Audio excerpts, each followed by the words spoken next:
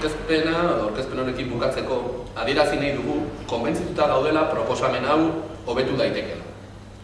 Horretara animatu ditugu talde politikoak, beren ekarpenak egitera, eta gaurkoan gonbitea herritarrei luzatu nahi diet. Hartara, guztien artean gure herriaren etorkizuna garatzeko tresna eraginkorrak osa ditzan.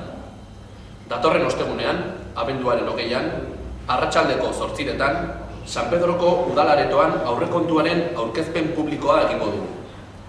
Gaur bertan hasita Pasaiako gizarte eragileak gonbitea jasotzen hasiko dira.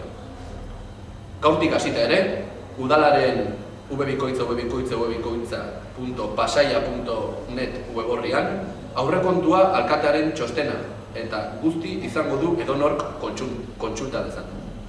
Ekarpenak egiteko berriz, udaletxera igorrita edota pasaialandu zabildua pasaia.net helbidera igorrita egin ditzakete. Gure egiten dugu herriko eragileen leloa. Pasaia bada garaia. Etorkizun hobeago bat merezi dugulako eraiki dezagun.